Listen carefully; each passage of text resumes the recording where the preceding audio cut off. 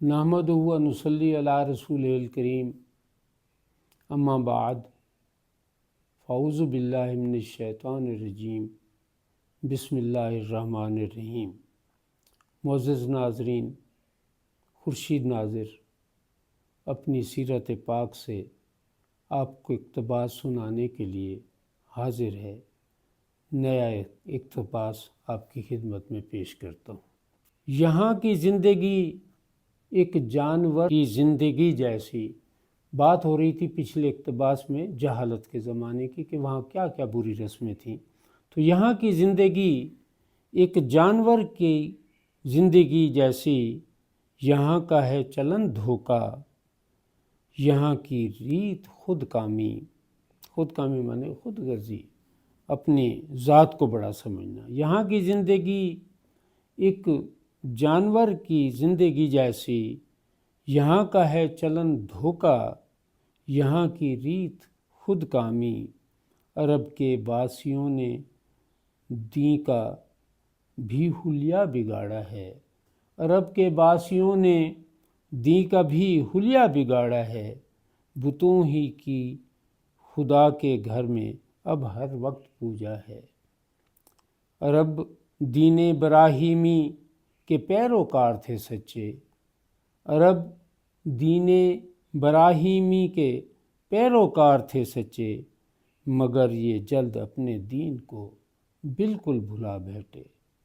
یہ کیسے بلایا کہ ہوا یوں، امر ایک سردار و محسن تھا خزاں کا۔ خزاں ایک قبیلہ تھا اور امر اس کا سردار تھا، اور یہ بڑا ہی معتبر شخص تھا پورے عرب میں، اور اسے بہت ہی محسن سمجھا جاتا تھا۔ ہوا یوں، امر ایک سردار و محسن تھا خزاں کا، گیا جب شام وہ تو اس نے جا کے یہ وہاں دیکھا، وہاں کے لوگ کرتے ہیں بتوں کی شوق سے پوجا۔ وہاں کے لوگ کرتے ہیں بتوں کی شوق سے پوجا، عبادت کا یہ انداز اس کے دل کو بھی بہت بھایا۔ وہاں کے لوگ کرتے ہیں بتوں کی شوق سے پوجا، عبادت کا یہ انداز اس کے دل کو بھی بہت بھایا۔ وہ سمجھا یہ کہ یہ دھرتی صدا سے انبیاء کی ہے۔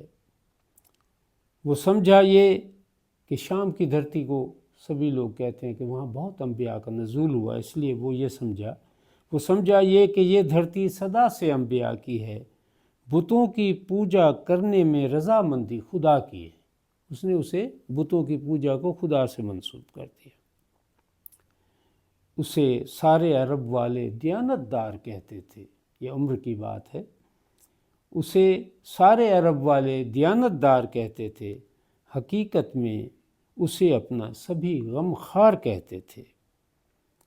وہ جب لوٹا حبل بت کو بھی اپنے ساتھ لے آیا۔ حبل سب سے بڑا بت تھا، اسے وہ اپنے ساتھ لے کے آ گیا۔ وہ جب لوٹا حبل بت کو بھی اپنے ساتھ لے آیا، اسے لا کے نفاست سے خدا کے گھر میں رکھوایا۔ کیونکہ بڑا آدمی تھا، بڑا اثر والا تھا، سبھی اسے اچھا سمجھتے تھے، کسی نے اعتراض نہیں کیا۔ وہ جب لوٹا حبل بت کو بھی اپنے ساتھ لے آیا، اسے لا کے نفاست سے خدا کے گھر میں رکھوایا۔ پھر اس نے اپنے لوگوں کو دی دعوت بت پرستی کی، بتوں کے نام اس دن سے انہوں نے اپنی ہستی کی، انہوں نے بھی شروع کر دیا۔ مسلل میں منات و نخلا کی وادی میں عزا کو، یہ بتوں کے نام ہیں اور جگہوں کے نام ہیں۔ مسلل ایک جگہ ہے اور نخلا ایک جگہ ہے۔ تو مسلل میں منات ایک بت کا نام ہے اور عزا بھی ایک بت کا نام ہے۔ مسلل میں منات و نخلا کی وادی میں عزا کو برائے نصب کرنے عمر ہی تھا کہ یہ لایا، جو وہی اٹھا کے شام سے لے آیا تھا۔ عرب والے انہی تینوں بتوں کو یہ سمجھتے تھے کہ یہ قادر ہیں ہر شے پر، ہیں دنیا میں بڑے سب سے، کہ یہ قادر ہیں ہر شے پر، ہیں دنیا میں بڑے سب سے۔ معزز ناظرین، آپ نے یہ تازہ اقتباس سنا۔ اگلے اقتباس کے ساتھ پھر حاضر ہوں گا۔ اور یہ بتاتا چلوں کہ یہ اقساط کی شکل میں ہے، اس کے اقساط کے نمبر ہوں گے۔